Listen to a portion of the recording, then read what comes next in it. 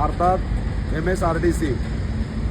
MSRDCचे जे सोलापूर शहराच्या लगत असलेले टोलनाके या ठिकाणी भारतीय राज्य महामार्ग प्राधिकरण यांनी जवळपास 2016, 2017, 2018, 2019, 2020 ते 2025 या कालावधीमध्ये हे टोल प्लाझा बंद करा. कुंभारी टोल प्लाझा, हे जे 4 टोल प्लाझा आहेत ते बंद करा म्हणून असं या ठिकाणी पत्र व्यवहार केलं आहे, पत्र पाठवलं, अनेक पत्र पाठवलेत. परंतु या ठिकाणी हे जे टोल नाके आहेत, हे टोल नाके आतापर्यंत बंद झालेले नाही.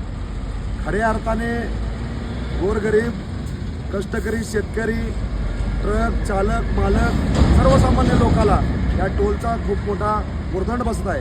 कारण जवळपास 30 किलोमीटरच्या अंतरात टोल नाके, अर्थातच म्हणजे कुंभारी टोल नाका जर टोल नाक्याला 125 रुपये आणि वळसंग टोल नाका 125, म्हणजे 30 किलोमीटरचं अंतर जर पार करायचं असेल तर जवळपास ट्रक चालकाला 250 रुपये या ठिकाणी द्यावं लागतं. परंतु भारतीय राष्ट्रीय राज्य महामार्ग प्राधिकरण यांनी यांचं जे प्रकल्प चालू केला आणि त्या प्रकल्पामध्ये त्या ठिकाणी त्यांनी उघड सांगितले की तुमचे जे असणारे टोल नाका, कुंभारी टोल नाका असेल, देगाव टोल नाका असेल, होडगी रोड टोल नाका असेल व बार्शी रोड टोल नाका असेल, हे टोल नाके पूर्णपणे बंद करा. कारण यांची वसुली नेमकी टोलची वसुली हे उड्डाण पूलचे घेतात. आम्हाला या माध्यमातून या व्हिडिओच्या माध्यमातून माननीय नितीन गडकरी साहेब असतील, महाराष्ट्राचे मुख्यमंत्री असतील, यांना प्रश्न विचारायचा आहे.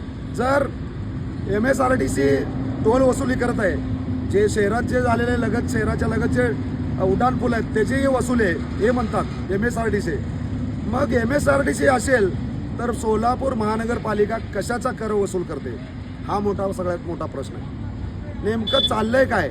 सर्वसामान्य लोकाला, ट्रक चालक, मालक यांना मोठ्या प्रमाणात लूटमार करायला हे टोल जे 4 टोल नाके आहेत हे गुंडगिरीच्या टोळ्या ठेवून बेकायदेशीरपणे वसुली चालू आहे. या ठिकाणी त्यांचा फास्ट्रॅग नाही, रोख पैसे मागतात.